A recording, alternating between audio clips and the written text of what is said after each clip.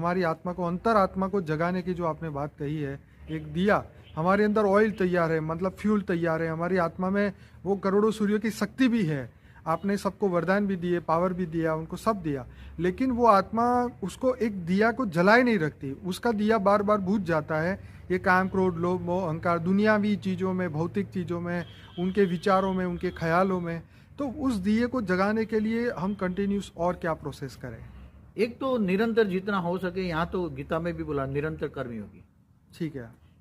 किसी को भी तुमने याद किया तो जो तुम्हारा पावर है उसको तरफ चला जाएगा और उसका कचरा तुम्हारे अंदर आएगा। और बापूजी, यहाँ प्रैक्टिकली प्रॉब्लम ये है कि हम 8 घंटे जॉब, ड्यूटी, नौकरी, बिजनेस कर मगर रहे वो हैं। निरंतर ही कर सकते हैं। मैंने पूरी जिंदगी किया है जी मैं प्रैक्टिकल उदाहरण उसका।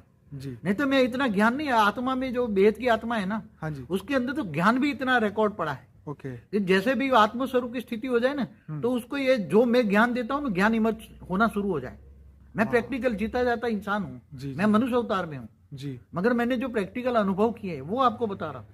जी। बापूजी, आपने एक ये भी बात कही थी कि हम यहाँ बैठ के ही एक बात ऊपर बताओ, की- इनकम टैक्स लॉयर, उसमें भी रेड केस करना कितना टेंशन वाली बात है, कितना पढ़ाई होती है। मगर मैं हमेशा आत्मस्वरूप में रहकर पढ़ाई पढ़ता था, तो जो मैं 10 घंटे की पढ़ाई मैं 10 मिनट में पढ़ लेता था और रिकॉर्डिंग छप जाती थी मेरी, और वो कभी नहीं भूलता। और जब मैं वो कोई भी केस आर्ग्यूमेंट करता तो आत्मस्वरूप में रहकर आर्ग्यूमेंट करता ना, तो बड़े बड़े जज भी उसको सुनते थे। हमारी आवाज में वजूद होती थी, हमारे पावर होते थे, ओरा चारों ओर फैल जाता था। ओरा जितने भी लोग बैठे उनको हमारा ओरा फैल जाने से वो हम जो कहे वही सुनते थे, वही मानते थे। बापूजी, मैं ये चाहता हूँ कि अब जो दुनिया के जो लोग अनुभव इसलिए बाप समान